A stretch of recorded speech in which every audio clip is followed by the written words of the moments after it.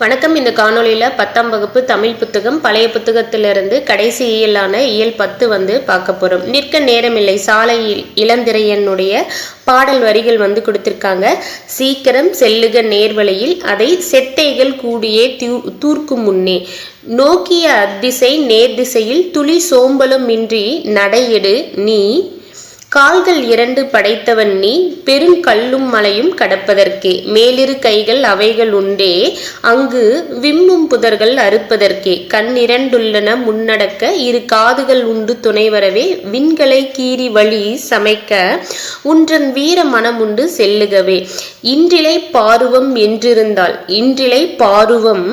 என்றிருந்தால் வழி என்னென்ன வாகுமோ ஓரிரவில் சென்றிலை பாருக முற்றிடத்தே தம்பி தேன் பாயும் உன் நெஞ்சிடத்தை சாதனை பூக்கள் ஏந்தும் முன்னே இங்கு நல்ல செடி இலை பாரிடுமோ வேதனை யாவும் மறந்தது பார் செடி வெற்றி கொண்டேந்திய பூவினிலே என்ற வரிகளை இயற்றியவர் யாருன்னா சாலை இளந்திரையன். செட்டை என்ன குப்பை கூலம் இலைப்பாறுதல்னா ஓய்வெடுத்தல் கண் 2 கண்குட்டல் 2 ஓரிரவு ஓர்குட்டல் இரவு. இவருடைய சாலை இளந்திரையனுடைய அப்பா யாருன்னு பார்த்தீங்கன்னா ராமையா அன்னலட்சுமி. இவர் எங்க பிறந்தாருன்னா திருநெல்வேலி மாவட்டத்துல சாலை நயினார் பள்ளிவாசல் பள்ளிவாசல்ல பிறந்திருக்காரு, திருநெல்வேலி மாவட்டம். இவர் டெல்லி பல்கலைக்கழகத்துல தமிழ்துறை விரிவுரையாளராக பணியாற்றிருக்காரு. சேம் டைம் தமிழ்துறை தலைவராகவும் இருந்திருக்காரு. டெல்லி பல்கலைக்கழகத்துல தமிழ்துறை விரிவுரையாளர், தமிழ்துறைக்கு தலைவராக இருந்திருக்காரு. உலக தமிழ் ஆராய்ச்சி கழகம், இந்திய பல்கலைக்கழக தமிழாசிரியர் மன்றம், தில்லி தமிழ் எழுத்தாளர் சங்கம், அதுக்கப்புறம் உலக தமிழ் பண்பாடு இயக்கம் தோன்ற காரணமானவர் யாரு அப்படின்னு பாத்தீங்கன்னா சாலை இளந்திரையன். அதாவது ஃபர்ஸ்ட்ல டெல்லி பல்கலைக்கழகத்துல தமிழ்துறை விரிவுரையாளராக இருந்திருக்காரு, தமிழ்துறை தலைவராகவும் இருந்திருக்காரு. அதுக்கப்புறம் உலக தமிழ் ஆராய்ச்சி கழகம் தோன்றவும், இந்திய பல்கலைக்கழக தமிழ் ஆசிரியர் மன்றம் தோன்றவும், டெல்லி தமிழ் எழுத்தாளர் சங்கம், அதுவும் உலக தமிழ் பண்பாட்டு இயக்கம் தோன்ற காரணமாக யார் இருந்திருக்காரு? சாலை இளந்திரையன். இவர் பாத்தீங்கன்னா 1991 தமிழக அரசின் பாவேந்தர் விருது பெற்றிருப்பாரு. பாவேந்தர் யாரு? பாரதிதாசன். பாரதிதாசன் எப்ப பிறந்திருப்பாரு? 1891.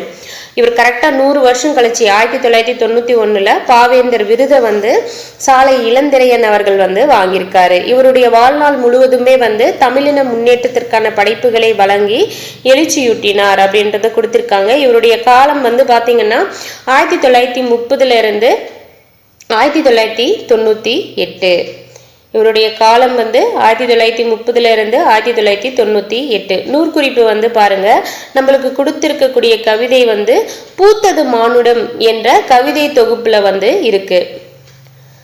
கொடுத்திருக்கக்கூடிய பாடல் வரிகள் எந்த கவிதை தொகுப்புல இடம்பெற்றிருக்குன்னா பூத்தது மானுடம்.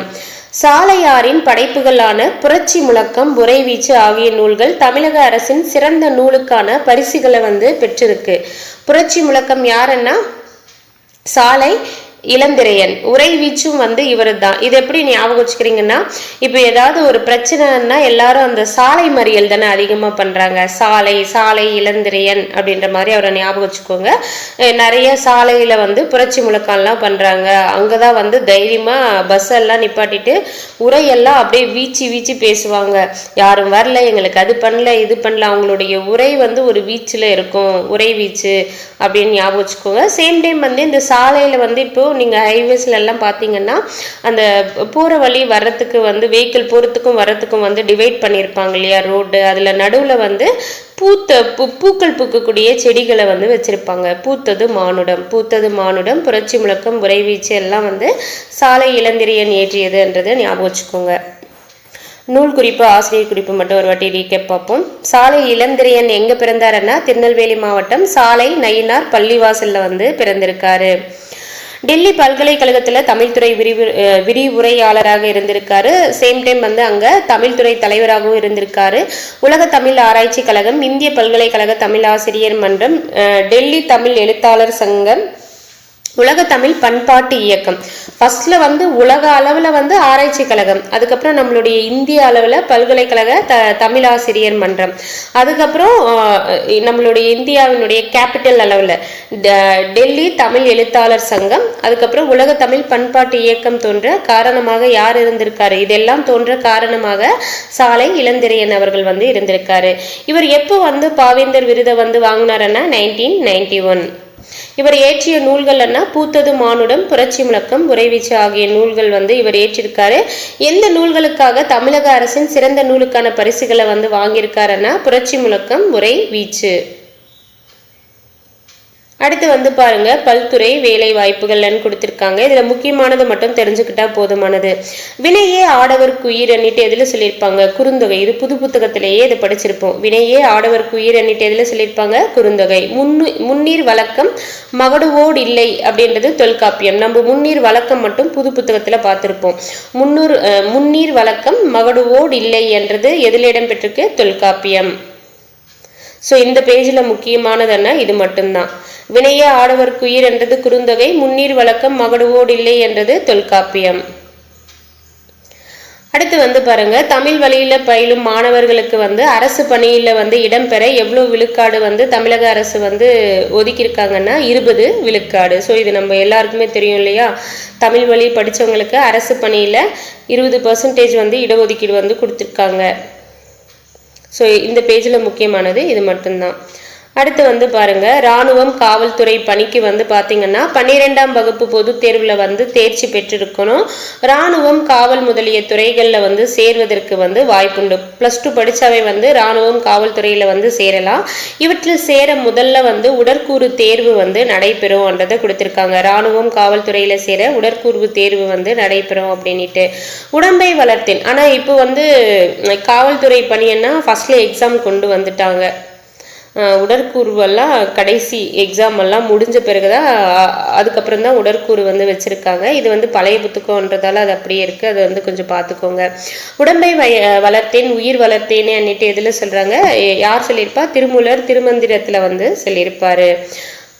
அடுத்து வந்து பாத்தீங்கன்னா, அவர் சொன்ன வாக்குப்படி முறையாக உடற்பயிற்சி செய்தவர்கள் இத்தேர்வில் வெற்றி பெற இயலும். அதன் பிறகு எழுத்து தேர்வு நடைபெறும். அதில் தேர்ச்சி பெற்றவர்கள் பணியில வந்து சேர முடியும்ன்றதை கொடுத்துருக்காங்க. பட் இப்போ எழுத்து தேர்வு தான் ஃபாஸ்ட் எடுத்ததுமே வச்சிடுறாங்க.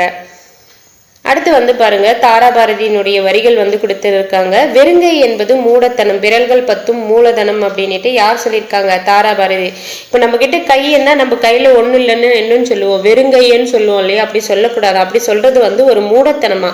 நம்ம விரல்கள் 10 இருக்குல்ல, அதுதான் நம்ம மூலதனம் அப்படின்ட்டு யார் சொல்றாங்க, தாராபாரதி. தாராபாரதி. கையில தானே எதுவா இருந்தாலும் தருவோம். வெறுங்கை, கை வெறுங்கையன்னு கிடையாது, அந்த கையில தான் எதுவா இருந்தாலும் தருவோம். தாராபாரதி. தருவோம் தாராபாரதி. வெறுங்கை வந்தாவே தாராபாரதி. அந்த வெறுங்கையால தான் ஏதாவது எடுத்து தர முடியும் அப்படின்ற மாதிரி அதை ஞாபகம் வச்சுக்கோங்க. ஸோ இதுல முக்கியமானதுன்னு பாத்தீங்கன்னா இந்த பேஜ்ல உடம்பை வளர்த்தேன் உயிர் வளர்த்தேனே அன்னிட்டு யார் சொன்னாங்க, திருமூலர். வெறுங்கை என்பது மூடத்தனம், விரல்கள் 10 மூலதனம்னு சொன்னது தாராபாரதி. சங்க காலத்தில் பெண்கள் வந்து கடல் கடந்து செல்லக்கூடாது அப்படின்றது இருந்தது. நாள்தோறும் கல்வியில் வந்து புது புது துறைகள் உருவாகி கொண்டிருக்கின்றன. காவலர், இராணுவம் போன்ற பணிகளுக்கு உடற்கூறு தேர்வும் மருத்துவ எழுத்து தேர்வும் வந்து உண்டு. பெரும்பாலான பணிகளுக்கு அடிப்படை தகுதி எதுன்னு பாத்தீங்கன்னா 12ஆம் வகுப்பு. விரல்கள் 10 மூலதனம் அப்படின்னு சொன்னவர் யாருன்னா தாராபாரதி. ஒருமை பன்மை பிழைகளை நீக்கி எழுதுக. பெண்கள் எல்லா துறையிலும் பணிபுரிகின்றார்கள். தமிழகத்தில் எண்ணற்ற தொழில்நுட்பம் பயிலகங்கள் உள்ளன. சந்திப்பிழை நீக்கி எழுதுக. கைத்தொழில் ஒன்றை கற்றுக்கொள். பெண்கள் குடும்பத்தை பொறுப்புடன் நடத்த வேண்டும் எனவும் கடல் கடந்து செல்ல கூடாதெனவும் கூறி வந்தனர். இங்க கடல் கடந்து அந்த இடத்துல வந்து வல்லினம் வரக்கூடாது. ஏன் வரக்கூடாதுன்னா குசுடு துப்புரு அதுல முடிஞ்சிருக்கு. அந்த தூக்கு முன்னாடி எழுத்து வந்து மெல்லின மெய்யெழுத்துன்றதால அங்க வல்லினம் மிகாது. மெல்லின குற்றிய லுகரத்துக்கு பின் என்ன வராது, வல்லினம் வந்து மிகாது.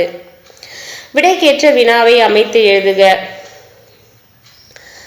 ஸோ இது வந்து பார்த்தீங்கன்னா இளங்கலை பட்டம் பெற்றவர்கள் இளங்கலை கல்வியில் பட்டம் பெற்றிருந்தால் பட்டதாரி ஆசிரியர் பணியில் சேரலாம்ன்றது கொடுத்துருக்காங்க. அது அண்டர்லைன் வந்து கொஞ்சம் கீழே வரணும், அது மேலே போட்டிருக்கேன். ஸோ அது வந்து கொஞ்சம் பார்த்துக்கோங்க.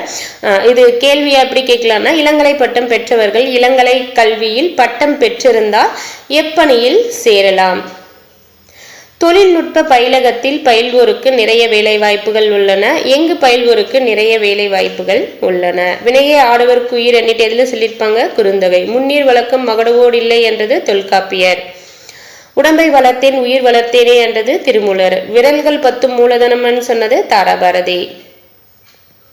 இது வந்து ஜஸ்ட் தெரிஞ்சுக்கோங்க. நம்ம பிஏ எம்ஏ பிசி எம்பிசின்னு எல்லாம் சொல்றோம் இல்லையா. பிஏன்னா பேச்சுலர் ஆஃப் ஆர்ட்ஸ், எம்ஏன்னா மாஸ்டர் ஆஃப் ஆர்ட்ஸ், பிஏன்னா இளங்கலை, எம்ஏன்னா முதுகலை. அதை தமிழ்லையும் தெரிஞ்சுக்கோங்க. பிஎஸ்சி என்ன பேச்சுலர் ஆஃப் சயின்ஸ் என்ன இளம் அறிவியல், எம்எஸ்சி என்ன மாஸ்டர் ஆஃப் சயின்ஸ் முது அறிவியல், பிகாம் அண்ணா பேச்சுலர் ஆஃப் காமர்ஸ் இளம் வணிகவியல், எம்காம் அண்ணா மாஸ்டர் ஆஃப் காமர்ஸ் முது வணிகவியல், பிலிட் அண்ணா பேச்சுலர் ஆஃப் லிட்ரேச்சர் இளங்கலை இலக்கியம், பிஎட் அண்ணா பேச்சுலர் ஆஃப் எஜுகேஷன் இளம் கல்வியியல், எம்எட் அண்ணா மாஸ்டர் ஆஃப் எஜுகேஷன் முதி கல்வியியல், பிஹெச்டி அண்ணா டாக்டர் ஆஃப் பிலாசபி முனைவர், ஐஏஎஸ் அண்ணா இந்தியன் அட்மினிஸ்ட்ரேட்டிவ் சர்வீஸ் இந்திய ஆட்சிப்பணி, ஐபிஎஸ் அண்ணா இந்தியன் போலீஸ் சர்வீஸ் இந்திய காவல் பணி, ஐஎஃப்எஸ் அண்ணா இந்தியன் ஃபாரஸ்ட் சர்வீஸ் இந்திய வனப்பணி, ஐஆர்எஸ் அண்ணா இந்தியன் ரெவன்யூ சர்வீஸ் இந்திய வருவாய் பணி, பிஇ அண்ணா பேச்சுலர் ஆஃப் இன்ஜினியரிங் இளம் பொறியியல், எம்இ அண்ணா மாஸ்டர் ஆஃப் இன்ஜினியரிங் முது பொறியியல், பிடெக் அண்ணா பேச்சுலர் ஆஃப் டெக்னாலஜி இளம் தொழில்நுட்பவியல், எம்டெக் அண்ணா மாஸ்டர் ஆஃப் டெக்னாலஜி முது தொழில்நுட்பவியல், எம்ஃபில் அண்ணா மாஸ்டர் ஆஃப் பிலாசபி ஆய்வியல் நிறைஞர், சிஏ அண்ணா சார்ட்டர்ட் அக்கௌண்டன்ட் கணக்காயர். அடுத்து வந்து நூலகம். தமிழகத்தை பொறுத்த மட்டும் வந்து பார்த்தீங்கன்னா ஓலைகளே வந்து பண்டைய காலத்தில் வந்து மிகுதியாக வந்து பயன்படுத்தப்பட்டது என்றதை கொடுத்துருக்காங்க. பனை ஓலைகளை பதப்படுத்தி எழுதத்தக்க ஓலைச்சுவடிகள் ஆக்கினாங்க. ஸோ அன்றைய காலகட்டத்தில் வந்து பார்த்தீங்கன்னா இப்போ நூலகம் அதெல்லாம் வந்துச்சு. அப்போ வந்து என்ன பண்ணாங்க, ஓலைகளில் தான் அதிகமான நூல்களை வந்து எழுதியிருக்காங்க. சேம் டைம் வந்து அதை பதப்படுத்தவும் வந்து செஞ்சுருக்காங்க.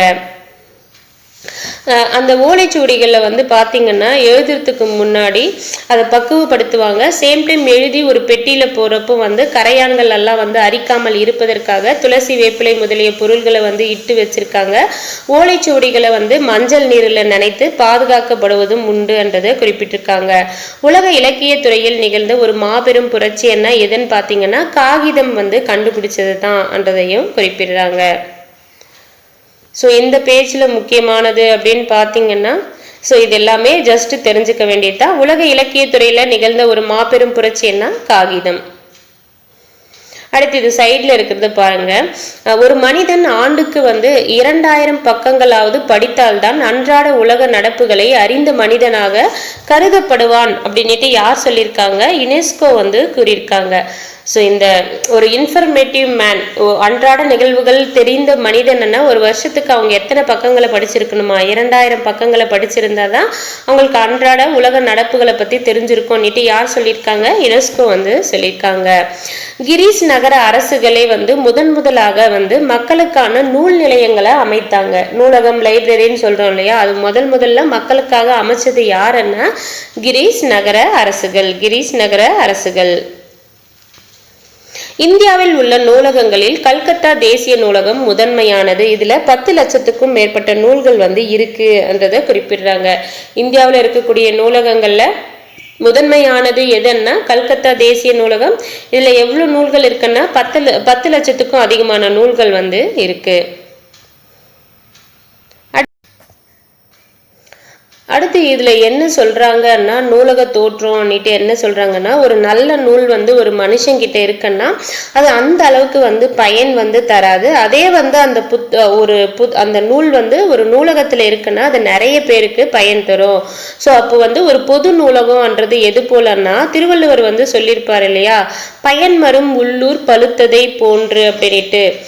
அதாவது ஒரு நல்ல பயன் தரக்கூடிய பழம் வந்து ஒரு நடு ஊர்ல பழுத்துதுன்னா அங்க இருக்கக்கூடிய எல்லா மக்களுக்குமே பயன்படும். அது போலதான் வந்து இந்த பொது நூலகம் அப்படின்றத சொல்றாங்க. புத்தகசாலை, ஏடகம், சுவடியகம், சுவடிச்சாலை, வாசகச்சாலை, படிப்பகம், நூல் நிலையம், பண்டாரம் என நூலகம் பல்வேறு பெயர்களை வந்து அழைக்கப்படுது. ஸோ இது வந்து பார்த்துக்கோங்க. புத்தகசாலை என்ன நம்மளுக்கு தெரியும். ஏடகம், சுவடியகம், சுவடிச்சாலை, வாசகச்சாலை, படிப்பகம், நூல் நிலையம் கூட நம்ம நூலகத்தை சொல்றாங்கன்னு கண்டுபிடிச்சிடும். பண்டாரம் அப்படின்னாலும் வந்து பார்த்தீங்கன்னா நூலகம் தான். அந்த பண்டாரம் வந்து அழுத்தம் கொடுத்து பார்த்துக்கோங்க. நூலகம் என்ற தமிழ் சொல்லுக்கு இணையாக ஆங்கிலத்தில் வந்து என்னன்னு சொல்றாங்கன்னா லைப்ரரி அப்படின்னு சொல்றாங்க. இந்த லைப்ரரி வந்து லத்தீன் மொழியில் லிப்ரா என்ற சொல்லிற்கு. ஸோ இந்த லைப்ரரி வந்து லத்தீன் மொழியில வந்து என்னன்னு பார்த்தீங்கன்னா லிப்ரா. லிப்ரான்னா அந்த சொல்லுக்கான பொருள் வந்து புத்தகம். லத்தீன் மொழியில வந்து லைப்ரரிக்கு என்ன லிப்ரா, அந்த சொல்லிற்கு வந்து புத்தகம் என்பது பெயர். லிப்ரான்னா புத்தகம். அடுத்து வந்து பாருங்க, ஆறு இல்லா ஊருக்கு அழகு பால். ஆறு இல்லாத ஊருக்கு வந்து அழகு பால் என்று யார் சொல்லியிருப்பாங்க? ஔவையார் வந்து சொல்லியிருப்பாங்க. அதே போல நூலகம் இல்லா ஊருக்கு அறிவு பால் என்று புதுமொழி உண்மையை விளம்புகிறது அப்படின்றத குறிப்பிடுறாங்க. ஆறு இல்லாத ஊர் வந்து அழகா இருக்காது. அது போல நூலகம் இல்லா ஊர்ல வந்து அறிவாளியா வந்து இருக்கிறது கஷ்டம். பால் தான், அறிவு இருக்காது அப்படின்ற மாதிரி மீன் பண்ணி சொல்றாங்க. ஒரு அரசினுடைய தலையாய கடமை எண்ணிட்டு எதுன்னு பாத்தீங்கன்னா மக்களை வந்து அறிவுடையோர் ஆக்குதலே. ஒரு அரசினுடைய தலையாய கடமை என்னன்னு பாத்தீங்கன்னா மக்களை வந்து அறிவுடையோர் ஆக்குதலே. இந்தியாவிலேயே முதன்முறையாக தமிழக அரசு தான் வந்து பாத்தீங்கன்னா 1848ஆம் ஆண்டு சென்னை பொது நூலக சட்டத்தை ஏற்றி நூலக பணிகளின் சீரான செயல்பாட்டிற்கு வித்திட்டது. ரொம்ப முக்கியங்க. புது புத்தகத்துல இந்த டீட்டெயில் இல்லை. இந்தியாவிலேயே முதன்முறையாக யார் வந்து நூலக சட்டத்தை வந்து ஏற்றுறாங்கன்னா தமிழ்நாடு அரசு. எப்போன்னா சுதந்திரம் வாங்கினா அடுத்த வருஷமே 1948ஆம் ஆண்டு சென்னை பொது நூலக சட்டத்தை ஏற்றி நூலக பணிகளின் சீரான செயல்பாட்டிற்கு வித்திட்டது. இந்த பேஜ் மட்டும் ஒரு வாட்டி ரீகேப் பார்ப்போம். உலக நடப்புகளை அறிந்த மனிதராக இருக்கணும்னா ஒரு வருஷத்துக்கு எத்தனை பக்கங்களை அவங்க படிச்சிருக்கணும்னுட்டு யுனெஸ்கோ சொல்றாங்கன்னா 2000 பக்கங்கள். முதலாக மக்களுக்காக நூல் நிலையங்களை அமைத்தது எந்த அரசுன்னா கிரீஸ் நகர அரசு. இந்தியாவில் உள்ள நூலகங்கள்ல முதன்மையான நூலகம் எதுன்னு பாத்தீங்கன்னா கல்கத்தா தேசிய நூலகம். இதுல வந்து 10 லட்சத்துக்கும் மேற்பட்ட நூல்கள் வந்து இருக்கு. ஒரு ஊர்ல வந்து ஒரு நூலகம் வந்து இருக்கிறது எது போன்றதுன்னா பயன்மரம், உள்ளூர், பழுத்ததை போன்று. நூலகத்திற்கான வேறு பெயர்கள் வந்து பாத்தீங்கன்னா புத்தகச்சாலை, ஏடகம், சுவடியகம், சுவடிச்சாலை, வாசகச்சாலை, படிப்பகம், நூல் நிலையம், பண்டாரம். நூலகம் என்னும் தமிழ் சொல்லுக்கு இணையாக ஆங்கிலத்துல வந்து லைப்ரரி என்னும் சொல் வழங்கப்படுகிறது. லத்தீன் மொழியில் லிப்ரா என்னும் சொல்லிற்கு புத்தகம் என்று பெயர். ஸோ இந்த லைப்ரரியே லத்தீன்ல எப்படி சொல்லுவாங்க? லிப்ரான்னா புத்தகம். ஆறு இல்லா ஊருக்கு அழகு பால் அன்னிட்டு யார் சொல்லியிருப்பாங்க? ஔவையார். அது போல நூலகம் இல்லா ஊருக்கு அறிவு பால். ஒரு அரசின் தலையாய கடமை வந்து எதுன்னு பாத்தீங்கன்னா மக்களை வந்து அறிவுடையோர் ஆக்குதல். இந்தியாவிலேயே முதன்முறையாக எந்த அரசு வந்து பொது நூலக சட்டத்தை ஏற்றினாங்க அப்படின்னா தமிழ்நாடு அரசு. எப்போன்னா 1948 சென்னை பொது நூலக சட்டத்தை வந்து ஏற்றி நூலக பணிகளின் சீரான செயல்பாட்டை வந்து ஸ்டார்ட் பண்றாங்க. அடுத்து வந்து பாருங்க, பள்ளி என்பது பாடநூல்களை கொண்டு அறிவை விதைக்கும் களம். ஆனா நூலகம் வந்து அந்த அறிவை வந்து வளர்த்து செழுமைப்படுத்தும் மற்றொரு களமாகும். பள்ளியும் நூலகமும் வந்து இணை பிரியாதவை என்றதை கொடுத்திருக்காங்க. பள்ளி கல்வித்துறை. ஸோ நம்ம தமிழ்நாட்டில் பள்ளி கல்வித்துறை வந்து பார்த்தீங்கன்னா புத்தக பூங்கொத்து என்ற வகுப்பறை நூலக திட்டத்தை வந்து தொடங்கியிருக்காங்க. வகுப்பறை நூலகத்தில் மாணவர்களின் வயதிற்கும் மனநிலைக்கும் ஏற்ப அறிவுசார் நூல்கள் வந்து இடம்பெற்றுள்ளனன்றதை கொடுத்திருக்காங்க. நம் பள்ளி கல்வித்துறை வந்து என்ன தொடங்கியிருக்காங்க? புத்தக பூங்கொத்து அன்னிட்டு வகுப்பறை நூலக திட்டத்தை வந்து தொடங்கியிருக்காங்க. அடுத்து இந்த சைடில் வந்து பாருங்க, இந்த மேலே கொடுத்துருக்காங்க இல்லையா, இது வந்து பாபிலோனியாவில் உள்ள நிப்பூர் என்ற ஊரில் கிமு 2000 ஆண்டிற்கு முந்தைய சுமார் 2500 களிமண் பலகைகளில் எழுதப்பட்டிருந்த நூல்களின் தொகுப்பு கண்டுபிடிக்கப்பட்டது. ஸோ எத்தனை களிமண் பலகைகள்ல இது போல எழுதியிருக்காங்கன்னா 2500 களிமண் பலகைகள்ல எப்போ எழுதப்பட்டதுன்னா கிமு 2000 ஆண்டிற்கு முந்தைய காலகட்டத்தில் எழுதியிருக்காங்க. இது எங்க கண்டுபிடிச்சிருக்காங்கன்னா பாபிலோனியால நிப்பூர் என்ற ஊர்ல வந்து கண்டுபிடிச்சிருக்காங்க. ஸோ கிமு 2000 ஆண்டிற்கு முன்னாடி சுமார் 2500 களிமண் பலகைகள். பாபிலோனா நிப்பூர், பாபி நில்லுப்பான்னா பாபி நிப்பூர், நிப்பூர்ன்றதை ஞாபகம் வச்சுக்கோங்க. நூலக பயன்பாட்டிற்கான விதிகளை உருவாக்கி தந்த சீர்காழி சீரா அரங்கநாதன். ஸோ நூலக விதிகளை உருவாக்கி தந்தவர் யாருன்னா சீரா அரங்கநாதன். இது புது புத்தகத்திலேயே படிச்சிருப்போம். இந்திய நூலக தந்தை என போற்றப்படும் யாருன்னா சீரா அரங்கநாதன் அவர்கள்தான். அடுத்து வந்து பாருங்க, தமிழகத்தின் மிக பழமையான நூலகங்கள். இதுலயும் ஒரு சில டீட்டெயிலை மட்டும் நம்ம படிச்சிருப்போம். சரஸ்வதி மகால் நூலகம் தஞ்சை வந்து பாத்தீங்கன்னா 1820. ஆனா சம் கல்வெட்டுகள்ல வந்து இந்த சரஸ்வதி மகால் இது வந்து 1122 படிச்சிருப்போம் புது புத்தகத்துல. ஸோ அதையும் தெரிஞ்சுக்கோங்க, இதுவும் பார்த்துக்கோங்க. சரஸ்வதி மகால் நூலகம் தஞ்சை வந்து 1820 அன்னிட்டு இங்க கொடுத்திருக்காங்க. அடுத்து அரசினர் கீழ்திசை சுவடை நூலகம் சென்னை வந்து பாத்தீங்கன்னா 1869. இது வந்து தற்சமயம் அண்ணா நூற்றாண்டு நூலகத்துல 7வது தளத்துல வந்து இயங்கிட்டு வருது. ஸோ இதற்கான வருஷம் வந்து பாத்தீங்கன்னா அரசினர் கீழ்திசை சுவடை நூலகம் வந்து 1869. கன்னிமாரா நூலகம் வந்து சென்னையில இருக்கு. இது வந்து தமிழகத்தின் மைய நூலகம் அப்படின்னு சொல்லுவாங்க. இது எப்போ வந்து தொடங்குறாங்கன்னா 1896. 69 தப்பா கொடுத்துருக்காங்க. அரசினர் கீழ்திசை சுவடை நூலகம் பண்ணா 69. அந்த 69 அப்படியே ரீப்ளேஸ் பண்ணா கன்னிமாரா நூலகம் வந்து வந்துடும் 96.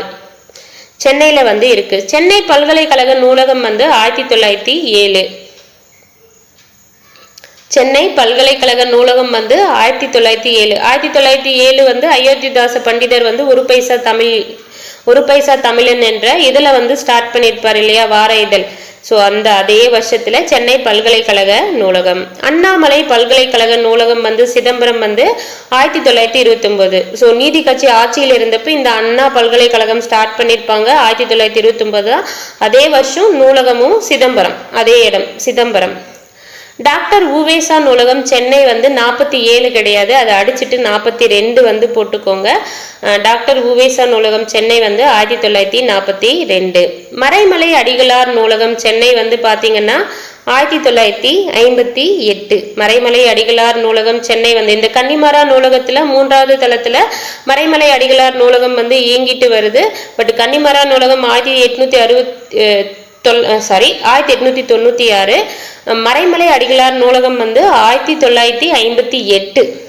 1958. இந்த மறைமலை அடிகளார் நூலகம் எங்க இயங்கிட்டு வருதுன்னா கன்னிமாரா நூலகத்துல 3வது தளத்துல வந்து இயங்கிட்டு வருது. மதுரை காமராசர் பல்கலைக்கழக நூலகம் வந்து 1966. காமராசர் வந்து 75 இறந்திருப்பாரு. 76 வந்து இவருக்கு பாரத ரத்னா விருது வந்து கொடுத்திருப்பாங்க. 66 வந்து மதுரை காமராசர் பல்கலைக்கழக நூலகம். உலக தமிழ் ஆராய்ச்சி நிறுவன நூலகம் வந்து பாத்தீங்கன்னா சென்னையில 1970 வந்து ஸ்டார்ட் பண்றாங்க. உலக தமிழ் ஆராய்ச்சி நிறுவன நூலகம் சென்னை வந்து 1970. தஞ்சை தமிழ் பல்கலைக்கழகம் நூலகம் 1981. ஸோ தஞ்சை தமிழ் பல்கலைக்கழகமும் வந்து 1981 தான் தொடங்குவாங்க. நூலகமும் அதே வருஷம். எம்ஜிஆர் வந்து முதலமைச்சரா இருந்திருப்பார் இந்த காலகட்டத்துல. சேம் டைம் இதே வருஷத்துல தான் மதுரையில எம்ஜிஆர் வந்து முதலமைச்சரா இருந்தப்போ 5வது உலக தமிழ் மாநாடு வந்து 1981 மதுரையில வந்து நடந்திருக்கும். ஸோ இதுல முக்கியமானது மட்டும் ஒரு வாட்டி ரீகேப் பார்த்துருவோம். பள்ளி கல்வித்துறை வந்து வகுப்பறை நூலக திட்டத்தை வந்து என்ன பெயர்ல வந்து தொடங்கியிருக்காங்கன்னா புத்தக பூங்கொத்து. நிப்பூர் என்ற ஊர் எங்க இருக்குன்னா பாபிலோனியாவில் வந்து இருக்கு. இங்க கிமு 2000 ஆண்டுகளுக்கு முந்தைய சுமார் 2500 களிமண் பலகைகள் வந்து எழுதப்பட்டிருந்த நூல்களின் தொகுப்பு வந்து கண்டுபிடிச்சிருக்காங்க. நூலக பயன்பாட்டிற்கான விதிகளை உருவாக்கியவர் யாருன்னா சீர்காழி சீரா அரங்கநாதன். இந்திய நூலக தந்தை என அழைக்கப்படுபவரும் யாருன்னா சீரா அரங்கநாதன். சரஸ்வதி மகால் நூலகம் தஞ்சை வந்து பாத்தீங்கன்னா 1820. சரஸ்வதி மகால் நூலகம் தஞ்சை வந்து சரஸ்வதி மகா அப்படின்ட்டு 2 பேர் வருது. சரஸ்வதி மகா 2 பேரு 20 1820 ஞாபகம் வச்சுக்கோங்க. அரசினர் கீழ் திசை சுவடி நூலகம் சென்னை, இது வந்து நம்ம படிச்சிருப்போம் புது புத்தகத்திலையும். 1869. கன்னிமரா நூலகம் 1896. இது வந்து தமிழ்நாட்டின் மைய நூலகம் அப்படின்னு கன்னிமரா நூலகத்தை சொல்லுவாங்க. சென்னை பல்கலைக்கழக நூலகம் வந்து 1907. அண்ணாமலை பல்கலைக்கழக நூலகம் சிதம்பரம் வந்து 1929. டாக்டர் உவேசா நூலகம் சென்னை வந்து 1942. 47 கிடையாது, அதை வந்து அடிச்சுட்டு எழுதிக்கோங்க. மறைமலை அடிகளார் நூலகம் வந்து பாத்தீங்கன்னா சென்னை 1958. மதுரை காமராசர் பல்கலைக்கழக நூலகம் 1966. உலகத்தமிழ் ஆராய்ச்சி நிறுவன நூலகம் சென்னை வந்து 1970. தஞ்சை தமிழ் பல்கலைக்கழக நூலகம் 1981. அடுத்து வந்து பாத்தீங்கன்னா அணி என்ன நம்மளுக்கு தெரியும், அதற்கான பொருள் வந்து அழகு அப்படின்ட்டு. செய்யுள்ள அமையும் அணி வந்து பாத்தீங்கன்னா படிக்கிறவங்களுக்கு இன்பம் வந்து கொடுக்கும். சேம் டைம் வந்து அதில் சொல்ல புகுந்த கருத்தும் வந்து தெளிவாக புலப்படும்ன்றத குறிப்பிடுறாங்க. தற்குறி பேற்றணி அப்படின்னா என்னன்னு பாத்தீங்கன்னா கவிஞர் வந்து அவருடைய பாடல்கள்ல அவருடைய கற்பனை கலந்த குறிப்பை வந்து ஏற்றி கூறது தான் வந்து தற்குறி பேற்றணி. இயல்பாக நிகழும் நிகழ்ச்சியின் மீது கவிஞர் தம் குறிப்பினை ஏற்றி கூறுவது தான் வந்து தற்குறி பேற்றணி. இந்த தற்குறி பேற்றணியை எப்படி பிரிக்கலாம்னா தன் குட்டல் குறிப்பு குட்டல் ஏற்றம் குட்டல் அணி. அதுக்கு எக்ஸாம்பிளும் வந்து கொடுத்திருக்காங்க பாருங்க. தையல் துயர்க்கு தறியாது தம் சிறகாம் கையால் வயிறழைத்து காரிருள்வாய் வெய்யோனை, வெய்யோனா யாரு காரியன், வெய்யோனை வாவு பறி தேரேறி வாவென்று அழைப்பன போல் கூவினவே கோழிக்குளம். அதாவது விடியற் காலையில கோழிகள் வந்து கூவும் அப்படின்றது இயல்பான நிகழ்ச்சி. ஆக்சுவலி சேவல் தான் கூவும், கோழி வந்து கொக்கரிக்கும். இங்க வந்து அந்த சேவலை மீன் பண்ணி தான் வந்து சொல்றாங்க.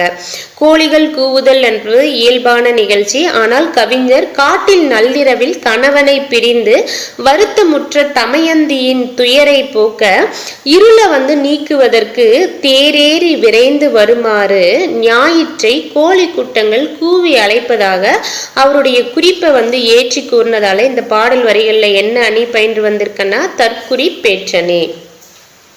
சோ தையல் துயர்க்கு தறியாது தம் சிறகாம் கையால் வயிறழைத்து காரிருள்வாய் வெய்யோனை வாவி பரித்தேரேறி, பரித்தேர் என்னன்னா அந்த குதிரைகள் பூட்டிய தேர் மேல ஏறி வாவென சூரியனை வந்து வாவென்று அழைப்பன போல் கூவினவே கோழிக்குளம் அப்படின்ட்டு அவருடைய குறிப்பை ஏற்று கூறினதால இதுல என்ன பயின்று வந்திருக்கு தற்குறி பேற்றணி.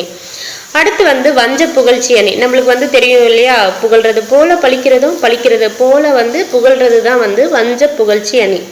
புகழ்வது போல பழிப்பதும் பழிப்பது போல புகழ்வதும் வந்து வஞ்ச புகழ்ச்சி அணி. இதே எக்ஸாம்பிள தான் இந்த குறளை தான் வந்து புது புத்தகத்திலையும் கொடுத்திருப்பாங்க. தேவர் அணையர் கயவர் அவரும் தாம் மேவன செய்தொழுகலான். தேவர்களும் தீயவர்களான அந்த அரக்கர்களும் வந்து பாத்தீங்கன்னா இணையாக வந்து புகழ்ந்து கூறுவது போல கூறி தீயவர்கள் வந்து தம் மனம் போன போக்கில் தீய செயல்களை செய்து அழிவார்கள் அப்படின்ட்டு அவங்கள தீயவர்களை பழித்து கூறப்பட்டுள்ளது அப்படின்றத குறிப்பிடுறாங்க. அடுத்து இன்னொரு எக்ஸாம்பிளும் கொடுத்திருக்காங்க பாருங்க. கல்லால் அடித்ததற்கோ காலால் உதைத்ததற்கோ வில்லால் அடித்ததற்கோ வெட்கினீர் சொல் வீரல் மஞ்சுதனை சூழும் மதிலானை காவரே நஞ்சுதனை தின்றதென் முன் அப்படின்னு சொல்லியிருக்காங்க. என்ன சொல்றாங்கன்னா ஒரு புராண கதை வந்து இருக்கு. திருப்பார்கடலை வந்து கடைந்த போது உண்டாகிய நஞ்சை வந்து சிவபெருமான் வந்து சாப்பிட்டு தேவர்களை காத்தாருன்றது ஒரு புராண கதை. இதை வந்து காலமேக புலவர், இந்த 4 வரிகளை ஏற்றியது யாருன்னா காலமேக புலவர். காலமேக புலவர் வந்து வரதன், இயற்பெயர் வந்து வரதன், எண்ணாயபுரத்துல வந்து பிறந்திருப்பாரு. அப்புறமா மடைப்பள்ளி, திருவாரூர்ல இருக்கக்கூடிய திருவரங்க மடைப்பள்ளியில பணியெல்லாம் புரிஞ்சிருப்பாரு என்ற டீட்டெயில் எல்லாம் பார்த்திருப்போம். அவர் வந்து என்ன சொல்றாருன்னா, இது போல நஞ்சுண்ட சிவபெருமான் வந்து இருக்காரு, சிறிது மாற்றி ஒருவன் கல்லால் அடித்ததற்கோ, மேல சொல்லியிருக்காங்கல்ல, கல்லால் அடித்ததற்கோ காலால் உதைத்ததற்கோ, கல்லால் அடித்ததற்காகவும் இன்னொருவன் காலால் உதைத்ததற்காகவும் வேறொருவன் வில்லால் அடித்ததற்காகவும் வெட்கமடைந்து உயிர் வாழ விரும்பாமல் நஞ்சை உண்டார் என பழிப்பது போல, அந்த அப்படி நஞ்சு சாப்பிட்டவனை வந்து பழிப்பது போல சிவபெருமான வந்து புகழ்ந்துள்ளார் இந்த பாடல்ல அப்படின்றத கொடுத்திருக்காங்க. இரட்டுற மொழிதல் அணி, ஒரு சொல் வந்து இரு பொருள்பட அமைந்து வருதல் வந்து இரட்டுற மொழிதல் அப்படின்னு சொல்லுவாங்க. இதை வந்து வேற எப்படி அழைப்போம்னா சிலேடை அப்படின்னு சொல்லுவோம். இந்த சிலேடை வந்து 2 வகைப்படும் சொல்றாங்க. ஒன்று வந்து செம்மொழி சிலேடை, இன்னொன்று வந்து பிரிமொழி சிலேடை. இந்த செம்மொழி சிலேடை அப்படின்னா என்னன்னு பார்த்தீங்கன்னா, ஒரு செய்யுள்ள ஒரு சொல் வந்து பிரிவுபடாமல் நின்று ஒன்றுக்கு மேற்பட்ட பொருளை தருவது தான் வந்து செம்மொழி சிலேடை அப்படின்னு சொல்றாங்க.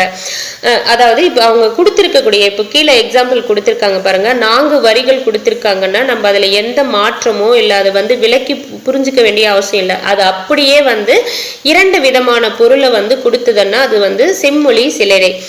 ஆடி குடத்தடையும் ஆடும் போதே இறையும். ஸோ இதுல வந்து பாம்புக்கும் எள்ளுக்கும் வந்து சிலேடையா வந்து வந்திருக்கு. ஸோ இந்த பாம்பு வந்து ஒரு பொட்டியில போட்டு மூடுவாங்க இல்லையா, அதையும் அப்புறமா எள்ளு வந்து மிஷின்ல போட்டு அரைக்கும் போதும் ஒரு இறைச்சல் வரும் இல்லையா, அதை தான் சொல்றாங்க. ஆடி குடத்தடையும் ஆடும் போதே இறையும் மூடி திறக்கின் முகம் காட்டும் ஓடி மண்டை பற்றின் பரபர எனும் பாரில் பின்னாக்கும் உண்டாம் உற்றிடு பாம் வெள்ளெனவே ஓது. அதாவது பாம்பு எல் ஆகிய 2க்குமே வந்து சிலேடை வந்து கூறுறாங்க. ஆடி குடத்தடையும் ஆடும் போதே இறையும் என்றது முதல் அடியில என்ன சொல்றாங்கன்னா, படம் எடுத்து ஆடிய பெண் குடத்துள் சென்றடையும். எது? பாம்பு. படம் எடுத்து ஆடும் போது இறைச்சலும் இடும். அது ஆடும் போது ஒரு சத்தத்தையும் கொடுக்கும்னு சொல்றாங்க. அதே போல எள்ளு வந்து பாத்தீங்கன்னா, செக்காடிய பின் எடுத்த எண்ணெயை குடத்தில் ஊற்றுவ செக்காடும் போது இறைச்சல் உண்டாகும் என எள்ளிற்கும் சிலேடையாக வந்திருக்கு. இப்படி சொற்கள் வந்து பிரிவில்லாம இரு பொருள்ல தர்றதால இது வந்து செம்மொழி சிலேடை ஆயிற்றுன்றதை குறிப்பிட்டிருக்காங்க. அடுத்து வந்து பாருங்க, பிரிமொழி சிலேடை. பிரிமொழி சிலேடை என்ன, ஒரு சொல்லு வந்து தனித்து நின்று ஒரு பொருளையும் அதுவே பிரிந்து நின்று வேறொரு இந்த பிரிது மொழிதல் அணி கிடையாது. இந்த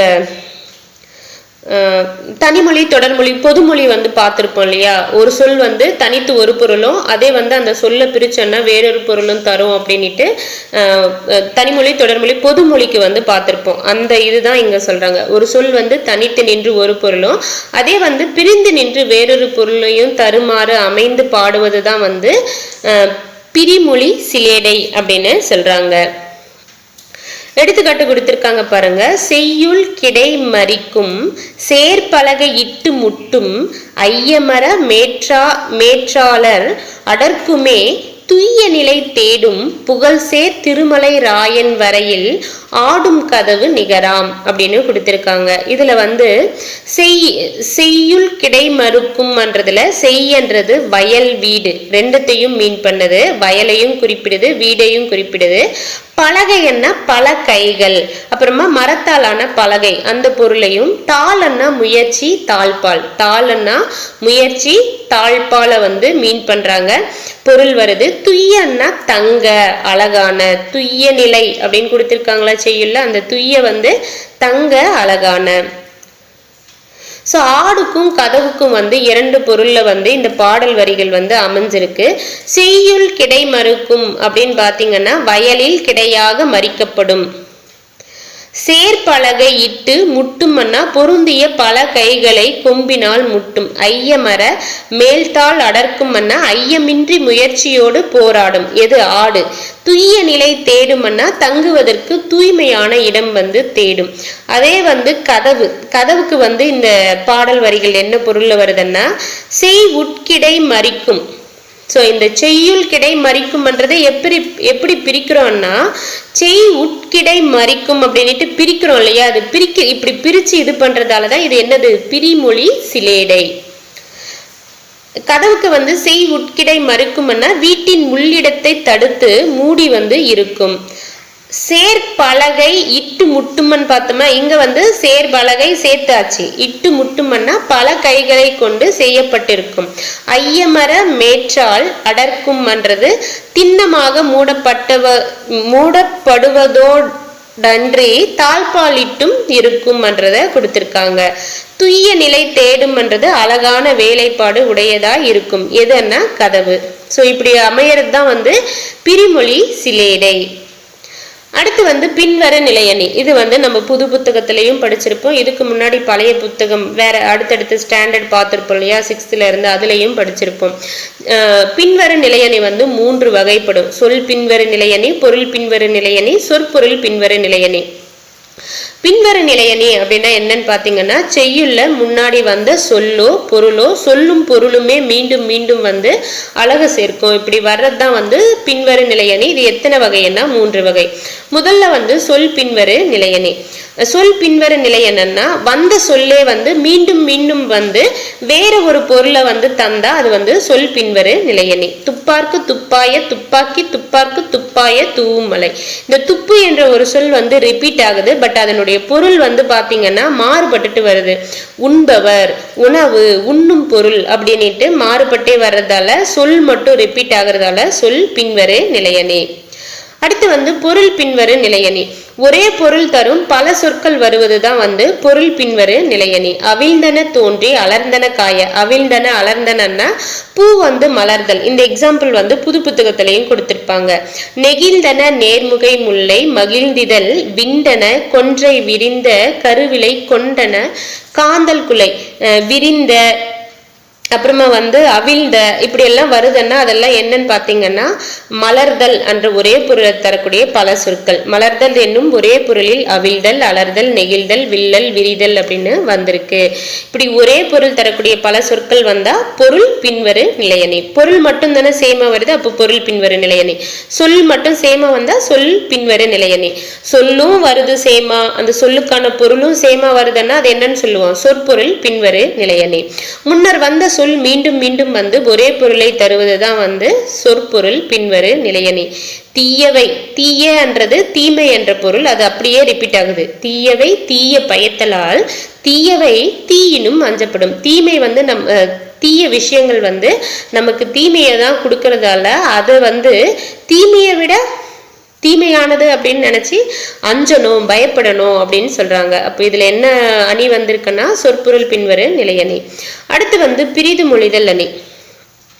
ஊமையை கூறி பொருளை பெற வைப்பதுதான் பிரிது மொழிதல் அணி. ஊமையை மட்டும் சொல்லிடுவாங்க, நம்ம பொருள் புரிஞ்சுக்கணும். பீலிப்பை சாக்காடும் அச்சிரும் அப்பண்டம் சால மிகுத்து பெயின்.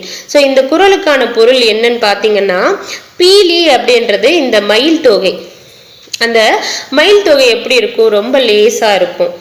அந்த பீலிப்பை சாக்காடும் அச்சிரும் அப்பண்டம் சால மிகித்து பெயின் அப்படின்னா மயில் தொகை லேசா தானே இருக்கு, வெயிட்லெஸ் தானே அப்படின்ட்டு அளவுக்கு மிஞ்சி வண்டியில ஏற்றினோம் அப்படின்னா அச்சு உடைந்து விடும் என்பது ஊமை.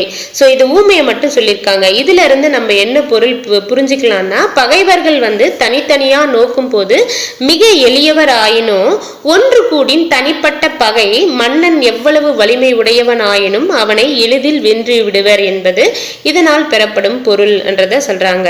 இப்போ தனித்தனியா நம்மளுக்கு எதிரில் இருக்கக்கூடிய பகைவர்கள் தனியாளா பார்க்கும்போது பாத்தீங்கன்னா அவங்க அந்த மயில் தொகை மாதிரி தான். அதே அவங்க எல்லாரும் சேர்ந்தாங்கன்னா அங்க எப்படி அச்சு அளவுக்கு மீறி ஏத்தினா, வண்டியில ஏத்தினா அச்சு உடைஞ்சிடும். அது போல நம்மளுடைய சின்ன சின்ன பகை அரசர்கள் எல்லாம் ஒன்று சேர்ந்தாங்கன்னா நம்ம எவ்வளவு வலிமையா இருந்தாலும் தோத்து போயிட்டோம்னுட்டு இந்த ஊமையால சொல்ல வராங்க. ஊமையை கூறி பொருள் பெற வைப்பதுதான் என்னது, பிரிது மொழிதல் அணி. சோ இது வரைக்கும் குயிக்கா ஒரு வாட்டி ரீகேப் மட்டும் பார்த்துருவோம். அணி என்ன, அதனுடைய பொருள் என்னன்னு பாத்தீங்கன்னா அழகு. தற்குறி பேச்சு அணி என்ன, கவிஞர் அவருடைய குறிப்பை அந்த பாடல்ல ஏற்றி கூறதுதான் தற்குறி பேச்சணி. அதை எப்படி பிரிக்கலாம், தன் குட்டல், குறிப்பு குட்டல், ஏற்றம் குட்டல் அணி. வஞ்ச புகழ்ச்சி அணி அண்ணா புகழ்வது போல பழிப்பதும் பழிப்பது போல புகழ்வதும் வஞ்ச புகழ்ச்சி அணி.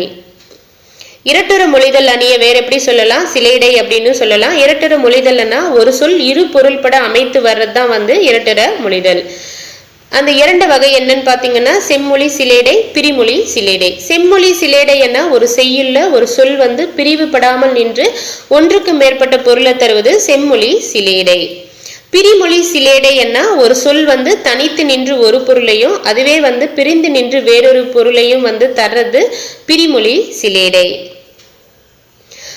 பின்வரு நிலையணி அப்படின்னு பாத்தீங்கன்னா செய்யுள்ள முன்னர் வந்த சொல்லோ பொருளோ சொல்லும் பொருளோ மீண்டும் மீண்டும் வந்து அழகு சேர்க்கிறது தான் வந்து பின்வரு நிலையணி. பின்வரு நிலையணி எத்தனை வகைப்படும்னா 3 வகைப்படும். சொல் பின்வரு நிலையணி, பொருள் பின்வரு நிலையணி, சொற்பொருள் பின்வரு நிலையணி. சொல் பின்வரு நிலையணின்னா செய்யுள்ள வந்த சொல்லு வந்து மீண்டும் மீண்டும் வந்து வெவ்வேறு பொருளை வந்து தந்தா அது வந்து சொல் பின்வரு நிலையணி. பொருள் பின்வரு நிலையணி என்ன செய்யுள்ள ஒரே பொருள் தரும் பல சொற்கள் வர்றது பொருள் பின்வரு நிலையணி. சொற்பொருள் பின்வரு நிலையணி என்ன செய்யுள்ள முன்னர் வந்து சொல்லும் மீண்டும் மீண்டும் வந்து ஒரே பொருளை தருதுன்னா அது வந்து சொற்பொருள் பின்வரு நிலையணி. பிரிது மொழிதல் அணி என்ன ஊமையை கூறி பொருளை வந்து பெற வைப்பதுதான் வந்து பிரிது மொழிதல் அணி. அடுத்து வந்து பாருங்க அணியை சுட்டி விளக்குகன்னு சொல்லியிருக்காங்க. தேவர் அணையர் கயவர் அவரும் தாம் மேவன செய்தொழுகலான்றதுல என்ன அணி இடம்பெற்றிருக்குன்னா வஞ்ச புகழ்ச்சி அணி. சொல்லுக சொல்லிற் பயனுடைய சொல்லற்க சொல்லில் பயனிலா சொல். சோ இதுல என்ன அணி பயின்று வந்திருக்குன்னா சொற்பொருள் பின்வரு நிலையணி. நெடும் புனலுள் வெல்லும் முதலை அடும் புனலின் நீங்கின் அதனை பிற. நல்ல நீர் இருக்கக்கூடிய இடத்துல வந்து முதலை வந்து எது வந்தாலும் வெற்றி அடையும். அதே நீர் இல்லாத இடத்துல மற்ற மிருகங்கள் வந்து அந்த முதலையை வந்து வென்றிடும். ஸோ இது வந்து ஊமையை மட்டும் சொல்லியிருக்காங்க. அதனால இங்க பிரிது மொழிதல் அணி. அடுத்து நேரு பத்தி ஒன்று சொல்லியிருக்காங்க. நேரு வந்து பாராளுமன்றத்தில் பேசும்போது அதிகமான மேற்கோள்களை வந்து பயன்படுத்தி பேசுவார். ஆனால் இவர் வந்து பார்த்தீங்கன்னா எப்பவுமே படிக்க நேரம் இல்லை அப்படின்னே சொல்லிட்டே இருப்பாங்க. அப்போ வந்து கேட்குறாங்க இவர்கிட்ட, நீங்கள் எப்பவுமே படிக்க நேரம் இல்லை சொல்றீங்க, ஆனால் நிறைய மேற்கோள்களை வந்து பேசும்போது சொல்றீங்களே அப்படின்னு கேட்குறாங்க. அது எப்படி அப்படின்னு கேட்டதுக்கு திருடுறது தான் அப்படின்னு சொல்றாங்க. என்ன திருடுறதா அப்படின்னு கேட்குறாங்க. அப்போ வந்து அவர் சொல்றாரு, எனக்கு வந்து ஒரு நாளைக்கு தூங்குறதுக்கு 5 மணி நேரம் வந்து என்னுடைய உதவியாளர் வந்து எனக்கு ஒதுக்கி தந்தா நான் அது அந்த 5 மணி நேரத்துல 2 மணி நேரத்தை வந்து படிக்கிறதுக்காக திருடிடுவேன் அப்படின்றத குறிப்பிட்டிருப்பாரு. யாருன்னா முதன்மை அமைச்சர் நேரு, பிஎம்ஆ இருந்தார் இல்லையா அவர். அடுத்து வந்து தமிழ் பழமொழிகள். சிறு துரும்பும் பல்குத்த உதவும், சிந்தித்து செயல்படு, இக்கரைக்கு அக்கறை பச்சை, அளவுக்கு மீறினால் அமுதமும் நஞ்சு, காற்றுள்ள போதே தூற்றிக்கொள். அவ்வளோதாங்க. இதோட வந்து இந்த இயலும் முடியுது. 10th தமிழ் புக்கு ஓல்டு புக்கும் வந்து முடியுது. தேங்க்யூ.